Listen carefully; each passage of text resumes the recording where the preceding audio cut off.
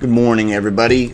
So today I'm going to slightly diverge from what just normally playing games and showing you guys cool decks. And I thought since Kaldheim's coming out and I still have a couple of hours before that happens, that I would kind of review the cards, discuss them, and maybe make some predictions and stuff like that. So the big chase card for this set, the Uro for this set, or the Oko for this set, is Vornclicks Monstrous Raider. And Vornclicks Monstrous Raider is a creature. It's got a big body, 6/6. It's trample haste, and it basically makes it to where if you put any tokens, or not tokens, if you put any counters on permanents or players, you put twice that amount. And if your opponent does the same things, then they do half that amount. It is a powerful card. However, I don't think that it warrants the kind of Uro level of price. At least not in standard. I don't think it's going to have that. I don't think that we're going to see this get banned. Whereas like Uro,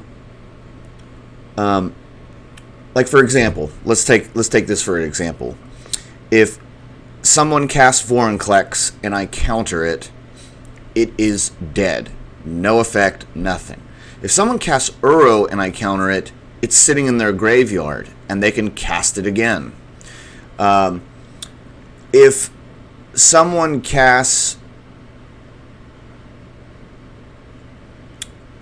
I guess this has haste, so they need to have removal right away to stop it from attacking. But when it attacks, it doesn't have any sort of effect. So like with Uro, if Uro attacks, you're gaining life, you're drawing a card, you're putting a land out. This basically, you have to drop it, it has to stick, it can't be countered, and that's the only way that you can gain access to its ability. I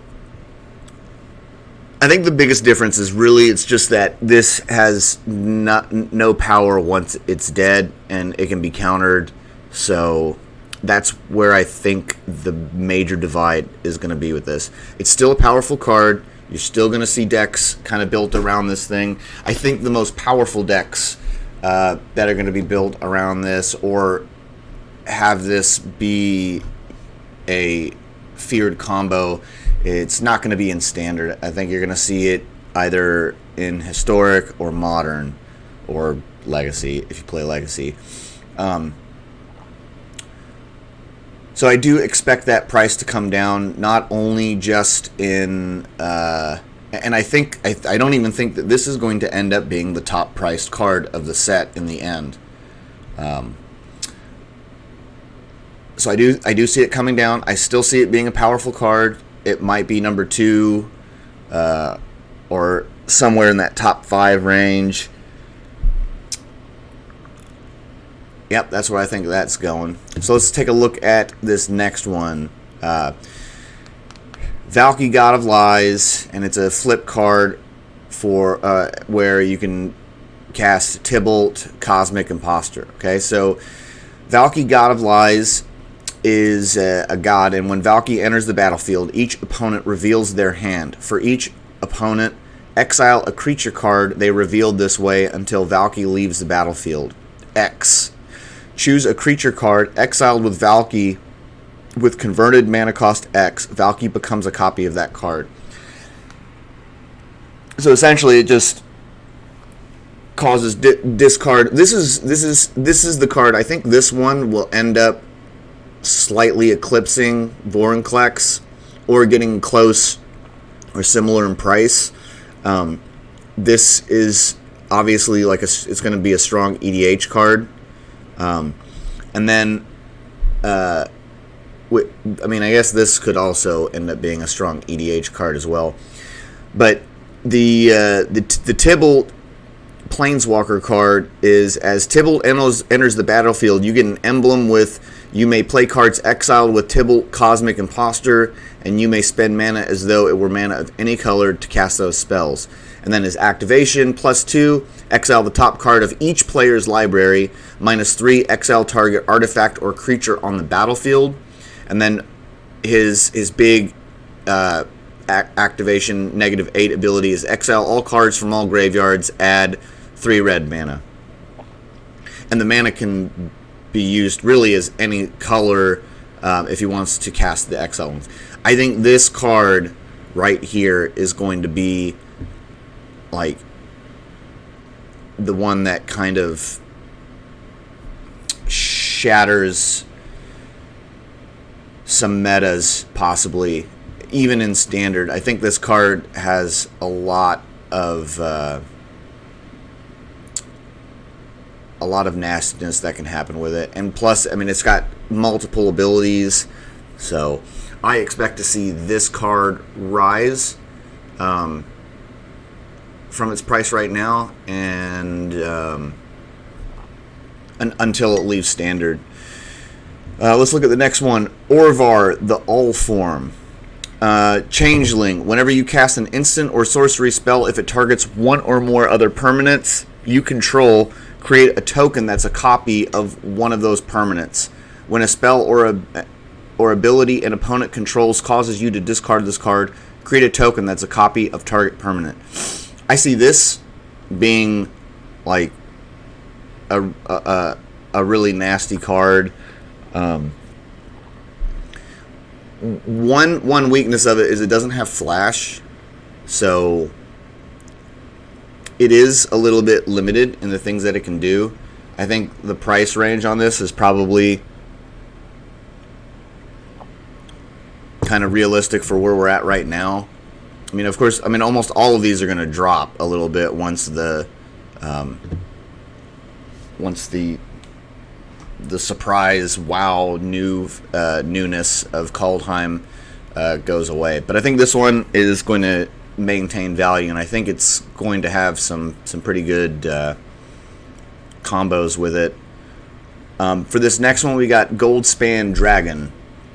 It's a creature, flying, haste, 5 mana cost, 3 colorless, 2 red. Whenever Goldspan Dragon attacks or becomes the target of a spell, create a treasure token.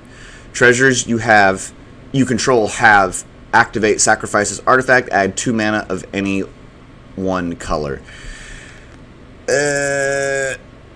I'm gonna see this one drop. I mean, it's gonna have a spot in some EDH decks. It's gonna have. I don't see it being a real heavy standard card.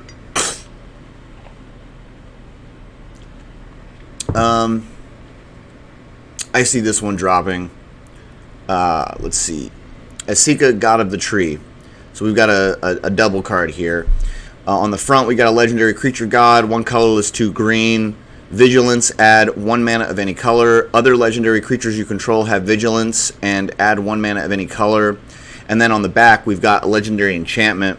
At the beginning of your upkeep, reveal cards from the top of your library until you reveal a creature or planeswalker card. Put that card onto the battlefield and the rest on the bottom of your library in a random order. Yeah. That feels big to me.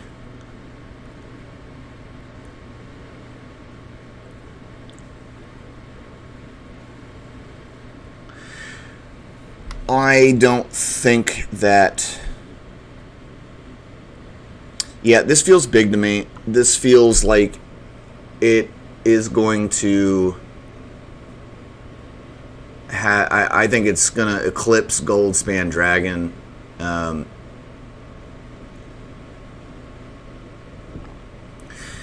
only downside, like in EDH, if you're going to be running this, you're going to have all 5 colors.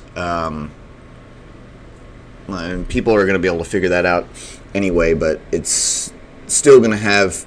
It's not going to be able to just swap into any deck that's running green. But that effect is so powerful. If the opponent doesn't have an answer to that, it's almost game over time.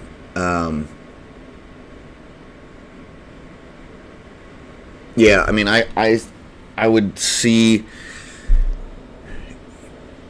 you could possibly have. I don't know. This will be interesting. I'd like to slot this in my my legendary deck. We'll see about this one. This next one is World Tree. This one caused a big uproar when it came out. The World Tree enters the battlefield tap. You can add. It's just a land. You can add 1 green mana as long as you control 6 or more lands. Lands you control have tap. Add 1 mana of any color, and then you can tap 10 mana, 2 of each color. Sacrifice the World Tree. Search your library for any number of God cards. Put them onto the battlefield. Then shuffle your library. This is, I mean, it's fairly powerful. You're not gonna get the add. It's special, like ability until you have 6 or more lands, but that's not really hard to pull off. I see this opening up the door to God decks, of course. I see this opening up. This could. It's. I see this also increasing the sideboards of some land destruction. There are even some cheaper land destruction cards that you don't see in play a lot, but would be very useful against this. There's like a red card that. We'll just open up this. There's a red card, and I'll show it to you. There's a red card that you can destroy any land, and then the land's controller can enter their can search their library for a basic land card and then put it on the field. And I see this causing sideboard shifts. I don't know if people are going to start running that in the main, but I'll show you guys like what the card that I'm talking about. It's a red.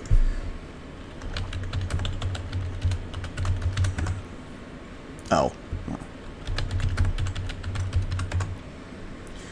It is, Cleansing Wildfire. Destroy target land. Its controller may search their library for a basic land card, put it onto the battlefield, tapped, then shuffle their library, and you draw a card. I see this having more play than normal. You might even see some Goblin Ruin Blasters in some decks, depending on how they're built, just because you can kick it and destroy target non-basic land, which is, the tree, the World Tree. But yeah, I'd see this in sideboards more, maybe even another card in different formats. Here, this one right here, I think this one is going to get a lot more attention as the set is released and people start playing it. Mystic Reflection is an instant. It's 1 colorless, 1 blue. Choose target non-legendary creature. The next time 1 or more creatures or planeswalkers enter the battlefield this turn, they enter as copies of the chosen creature. Foretell, 1 blue mana.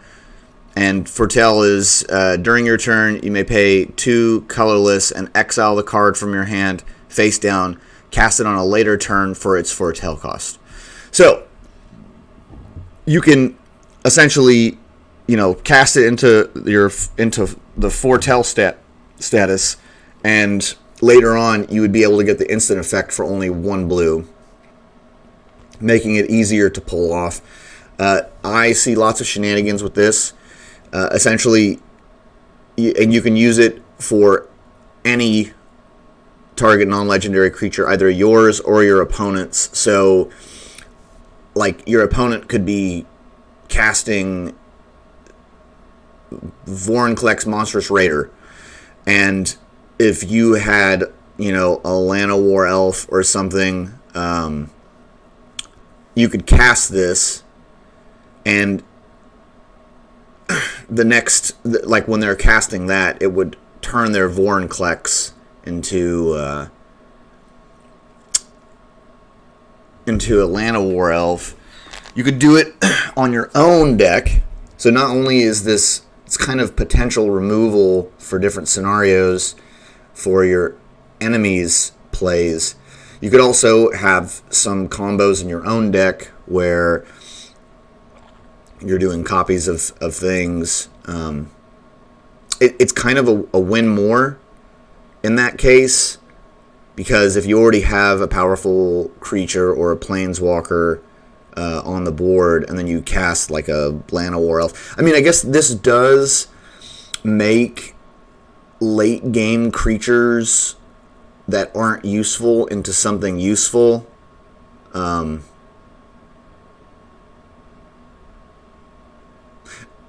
And I mean, like, all planeswalkers are actually legendary, so this isn't going to copy any planeswalkers. It's really just going to copy creatures. I mean,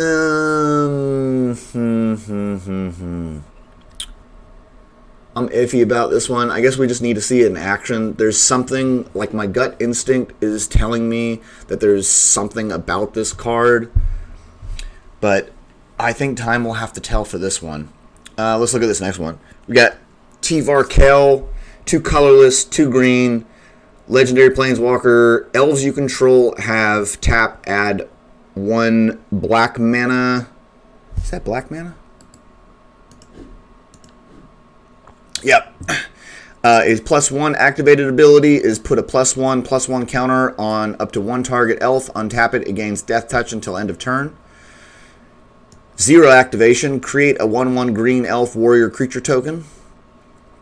-6, you get an emblem with whenever you cast an elf spell, it gains haste until end of turn, and you draw 2 cards. Well, this is going to be powerful for elf meta, elf tribal. You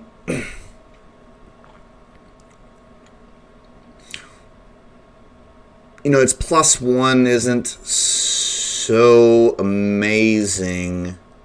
Well, actually, it is. This card's actually very powerful. Now that I'm thinking about it, I mean, you could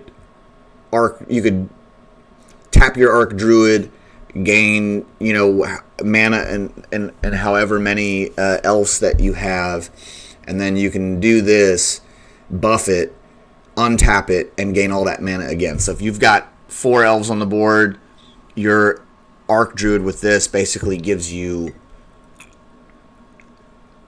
8. If you use it with what's her name? What? There's that elf. She's a, what the hell? I don't know why that was happening. Where's my girl at?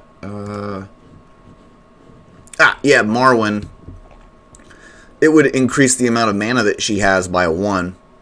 And I run Marwyn in my elf decks. So, yeah, and I am the Elf Lord, so I'm very interested in Tivarkell. Yeah, I'm going to build a lot of shenanigans around this guy, for sure.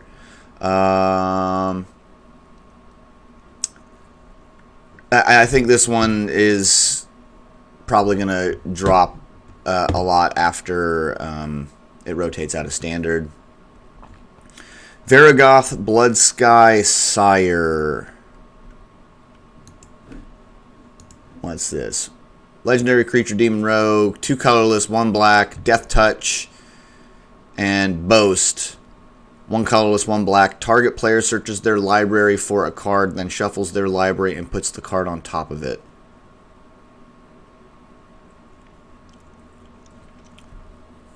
Okay.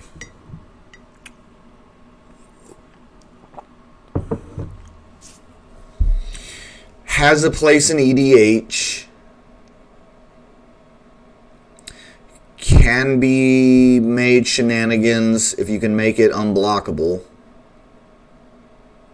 If you can make it indestructible, you're going to be doing lots. I mean, every single turn you'll be basically tutoring your deck.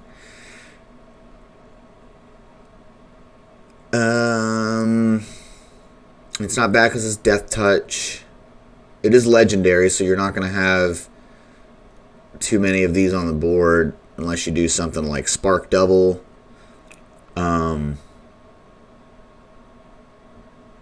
Yeah, this looks pretty powerful, actually. I think that this one will end up increasing a little bit. Maybe not a ton, but I see this one having more shenanigans surrounding it.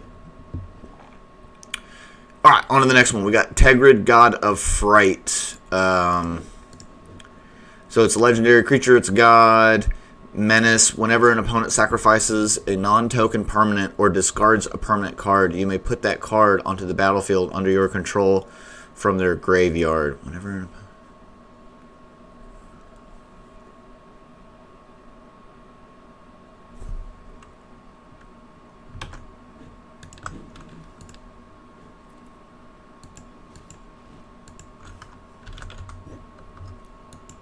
What the hell? Why does it keep doing that? About to uninstall you.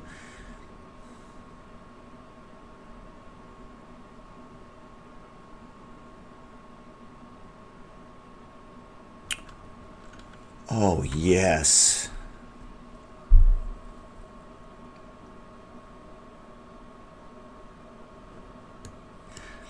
That's nasty. Okay, and then we've got, it's a double-sided card, so we've got, wait, did I call it Tegrid? Oh, it's Tegrid. Tegrid's Lantern. Target player loses 3 life unless they sacrifice a non-land permanent or discard a card. Untap Tegrid's Lantern. This, I think this card's real powerful. I see it in EDH. I see it in... I don't know if this is really going to be that hardcore of a standard card, though.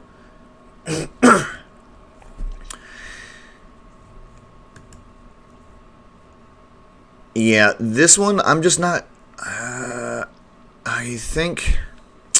I mean, this untap Tegrid's Lantern, this is definitely open to shenanigans, because you can just keep on ripping it over and over and over and over again, depending on what kind of combos that you have. This is going to take a lot to get out.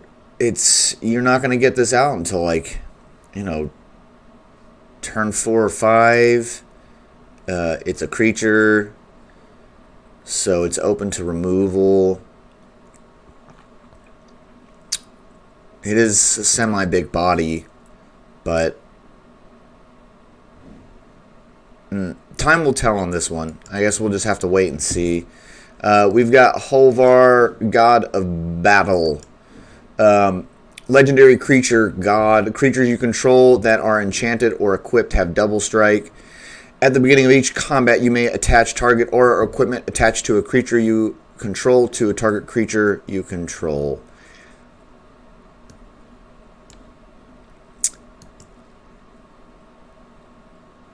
Yeah, it's pretty nasty. We're going to see this a lot in Standard. A lot in Standard. I think we're going to see this a lot in Pioneer and Historic as well. I think it's going to be a stronger Standard card, and then I think it's going to lose some value. I guess we need to look at the other side. We got Sword of the Realms, 1 colorless, 1 white. Legendary artifact equipment. Equipped creature gets +2/+0 and has vigilance. Whenever equipped creature dies, return it to its owner's hand. Equip 1 colorless, 1 white.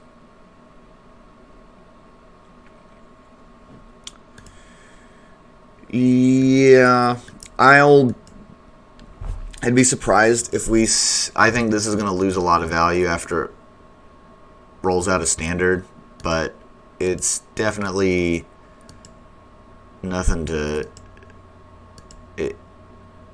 It's going to be something that can cause some problems for people. Let's move on to...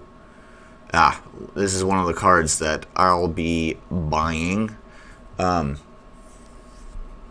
that's another thing, too, about these. If I were you, I wouldn't spend a lot of money buying packs and boxes and cracking them.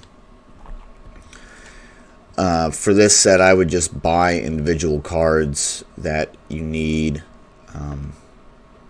I think it's going to be a waste to do that, unless you just want the gambling appeal of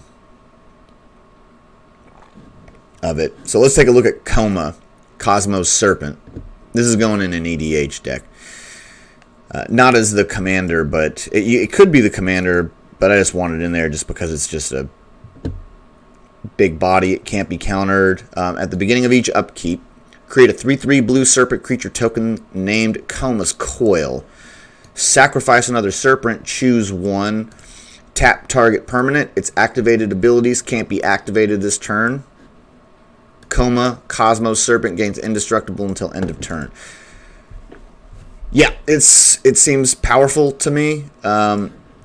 We do see that it lost a lot of value and oomph. I don't think that this is... I think that this will be a decent threat in Standard. I think that you're going to see it in Historic and Pioneer. It probably is not going to be so meta-shifting in some of the older, more powerful formats, but I do see this maintaining its value throughout most of Standard, and even when it leaves. This is probably a reasonable price range for it. Around there. It'll drop a little bit. But yeah, I like this card a lot. Let's see, next we got Tibbles, Trickery. Counter target spell. Choose 1, 2, or 3 at random. Its controller mills that many cards, then exiles cards from the top of their library until they exile a non-land card with a different name than that spell. They may cast that card without paying its mana cost. Then they put the exiled card on the bottom of their library in a random order.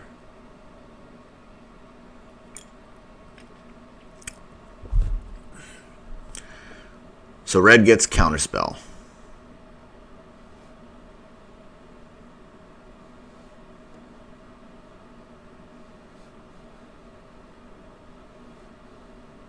And mill. Okay. I don't know why this isn't a blue card.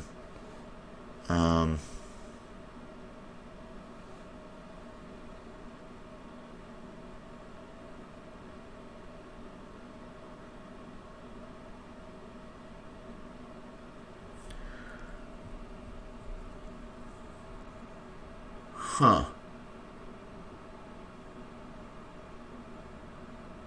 I wonder...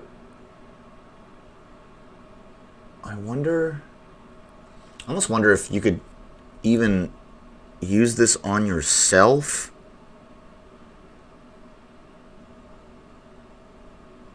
Like, late game, you've got a worthless spell. It's not going to do anything, like a shock, and you can shock and then Tibbles Trickery, counter it, mill whatever amount of cards from the top of your deck, and then look for like a bigger spell and cast it without, because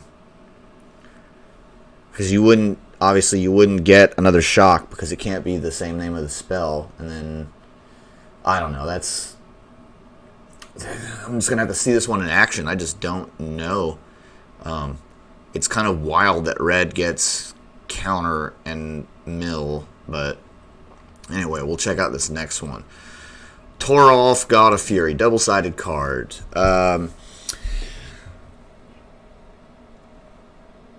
Legendary creature god, trample. Whenever a creature or planeswalker an opponent controls is dealt excess non-combat damage, Toralf, god of fury, deals damage equal to the excess to any target other than that permanent.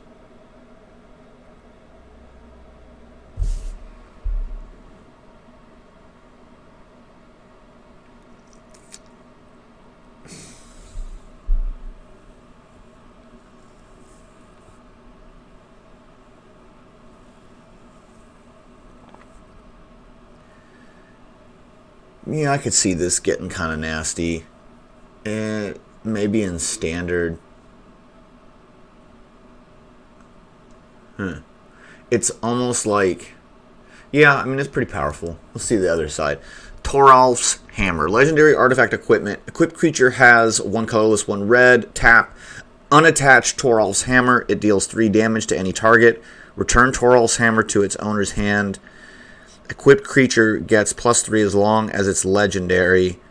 Equip 1 colorless, 1 red. So, at sorcery speed, you can cast this and then equip it. And then, so for 6 mana, you can do 3 damage.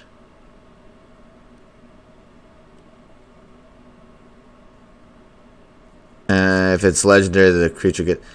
I don't know. This card is looking like this side maybe might be something worthwhile. It's kind of like, I don't know. I'm not too impressed with that card. We've got Resplendent Marshal, 1 colorless, 2 white creature, Angel Warrior. Oh, cool. So Angel. Angel Tribal, and it's 3 cost, which, like, Angel Tribal right now, like, I like Angel Tribal. I've built some Angel decks before, but one of the problems with Angel Tribal is it lacks a lot of 3 cost creatures. So let's actually read the ability. Maybe it's not as good as I think. Flying, of course. When Resplendent Marshal enters the battlefield or dies, you may exile another creature card from your graveyard. When you do, put a +1/+1 counter on each creature you control other than Resplendent Marshal that shares a creature type with the exiled card. Holy shit. Okay, so this is Angel Tribal. Like, this is great. I cannot wait to play this card. So, recently I did try to build Angel Company. It's a green-white, where it's angels and collected company, because any deck that you add collected company to is just more powerful. This opens up Angel Tribal much better, because you can't really do collected company that well with the current cards available for angels. So yeah, and it's not legendary. You could collect a company 2 of these boys or girls. Angels don't actually have, they're genderless. So these are the yeah, angels are the actual true non-binary creatures. So that we've already had non-binary creatures. Wizards, WotC, with your political agendas. Yeah, so this angel, it's also a warrior. Like I said, I don't think that matters much, but yeah, I like this. I'm excited to play this card. I really want to build for historic, like a more powerful angel meta. So excited for that. In Search of Greatness, here's another card that I'm going to buy.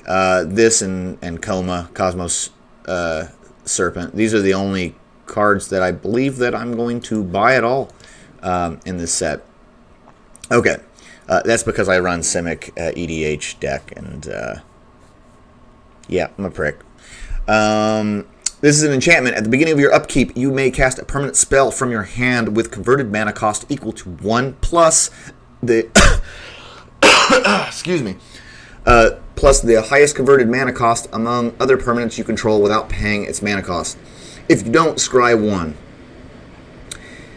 This sounds powerful as F. Like,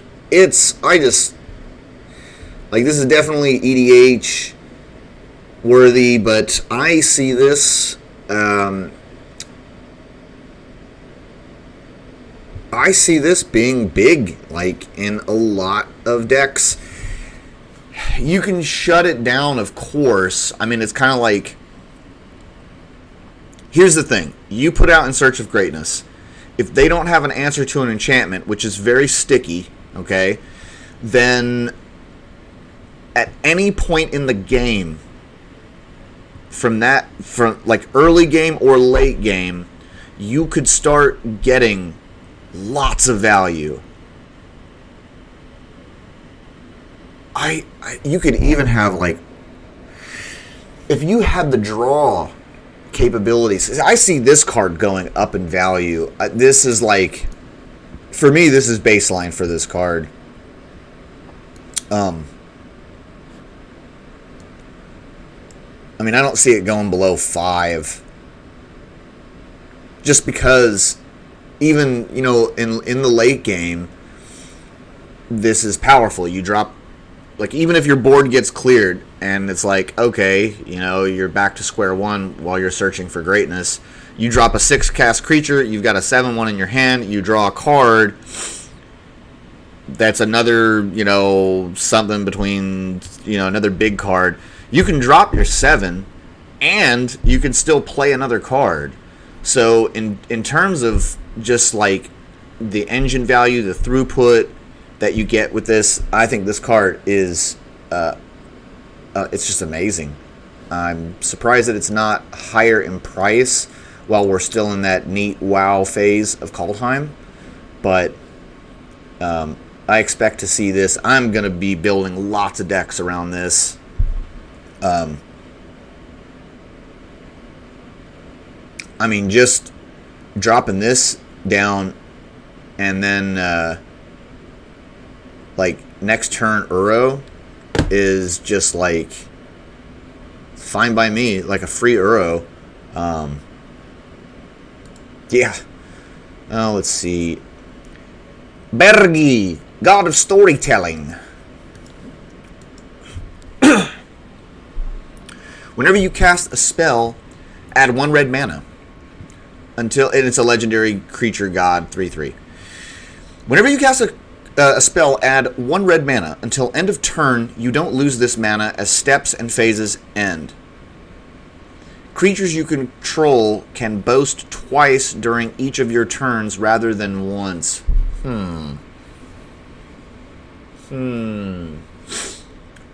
So, with this, let's look at the other side. What do we got? Harnfell, Horn of Bounty. Discard a card, exile the top 2 cards of your library. You may play those cards this turn.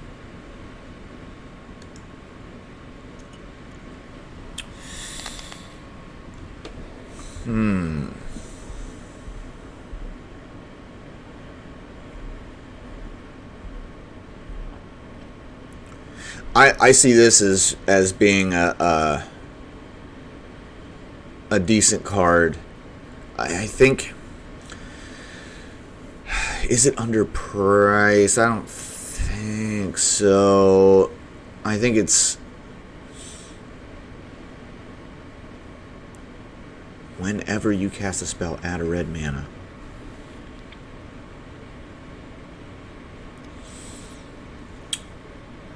I mean, this could have shenanigans. It's a decent engine. Not so sure about this. I mean, that one costs more than the other side, as if this effect would be better late game. Oh, well.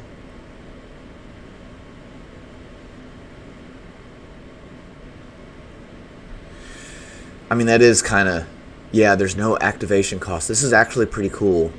I think this is going to be a big EDH card. Or somewhat relevant EDH card. In the right deck, that's... Oh, yeah. You can just keep discarding cards. Whoa, hold on.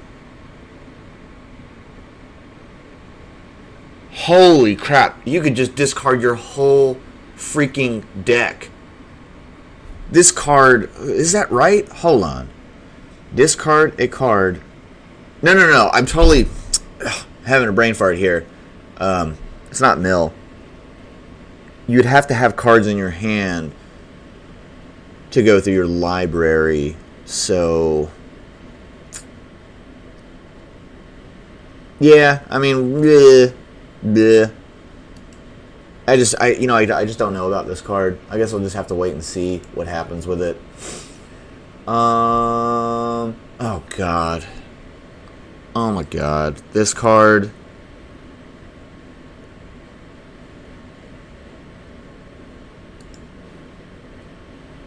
Oh god.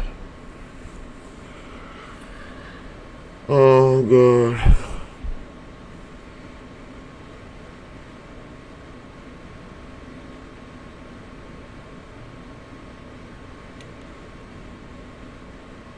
I'm not even going to play it. I'm not going to play it. I'm not going to review it. I don't care. It's just stupid. Dumb card. Keep your politics out of the game. Let's see here. We're getting close to the end of these. I'm actually going to switch to...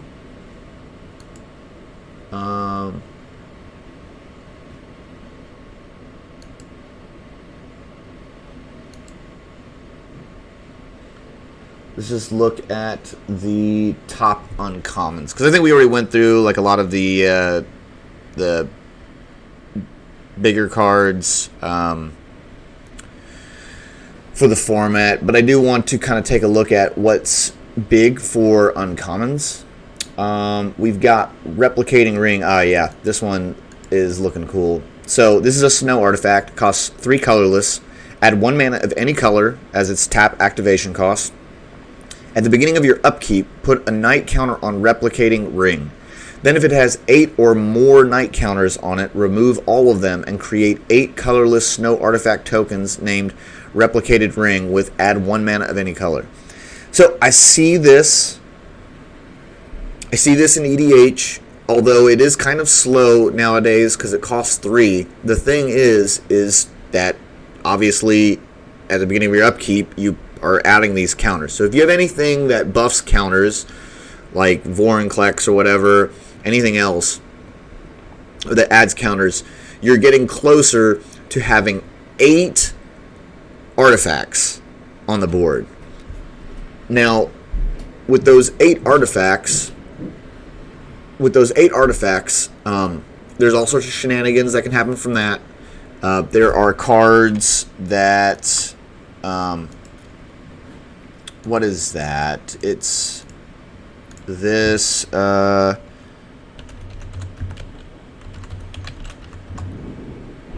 does this... That's annoying. Artifact. Yeah, so something like Masterful Replication.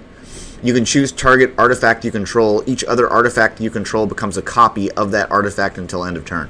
So you could turn 8 artifacts into one of your other artifacts and just do a ton of shenanigans. It could just turn into 8 mana of any color that you need. I see this as just being a really, really, really useful uncommon. If they don't reprint this, and it's just one of those cards that just sits around for a long time, because it is a snow artifact, so it's not going to be coming out in like any set, like any normal set. It's only going to be your ice sets. And if they don't continue to reprint, this price is going to go up. Yeah, it's just and the art on it is cool. I'm going to pick up one of these. I like it. Let's go to Finn the Fangbearer. 1 colorless, 1 green, legendary creature, human warrior, Death Touch. Whenever a creature you control with Death Touch deals combat damage to a player, that player gets 2 poison counters. A player with 10 or more poison counters loses the game. I see this being a card in Standard. I just don't see it being meta shifting, but it's a decent card. it's a win condition in a way. I would like it better if it was a 1/4 body. It's going to be kind of easier to remove, but yeah, I mean, if you're able to have a lot of death touch creatures get in on your opponent and you got a Vornclicks out, they're 5 damage away from losing the game. Oh, no, sorry. 3. No, wait, am I doing the math wrong? Because, okay, this gets 2, and Vornclicks does, let me read this again. I want to make sure I'm understanding this. Yeah, you put twice that many. So, yeah, it would just be 3. Because then, each time a death touch creature dealt combat damage to a player, it would get 4 poison counters. So you'd have to block them, and that means your creatures are dying because they've got death touch. Yeah, I like this. It's legendary, so yeah, I like this. I like this card a lot. It's pretty powerful for an uncommon. I see it. I see it in the being a thing in standard and historic. Not so much in the older ones. This might be even something that we see in EDH. Yeah, I like it. Let's go to the next uncommon. Saw it coming. Saw it coming. Backhand. Let's see. 1 colorless, 2 blues. Instant counter target spell. Foretell. 1 colorless, 1 blue. Okay. So this is. Okay, this is kind of cool. I mean, it's technically it's even better than a regular counter spell, like your traditional 2 blue counter spell, because this can be used with a colorless only when it's in its foretell state. So you end up using more mana in the long run, but you have it available later in a more versatile form. I like it. I'm going to be playing it.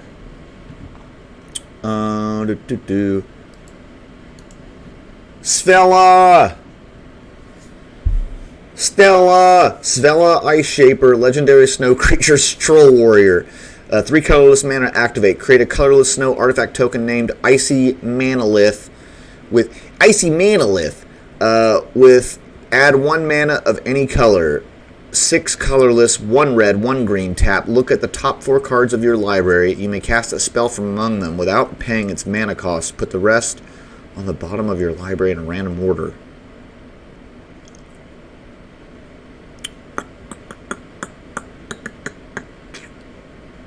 Yeah.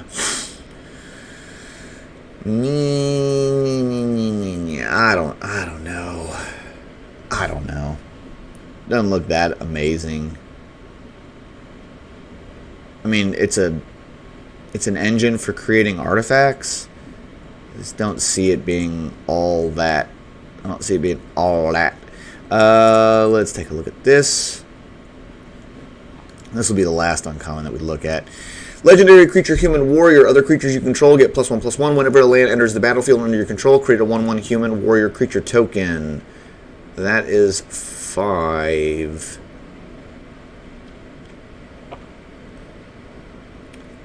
I'm not so sure about this one either. I mean, it's not bad for an uncommon, but it's a lot of mana. And then let's take a look at some of our top commons. Oh, okay. These are kind of cool. The snowlands that are the actual land. So yeah, we'll see those. Yeah, just all the land stuff. So yeah, that's my little review of Kaldheim. Some of the cooler cards, some of the more popular cards. That's kind of what I think about them. So I hope you guys enjoyed the information and the review, and I'm excited to start playing these Kaldheim cards today. I'll see you guys later. Thanks for watching. Bye.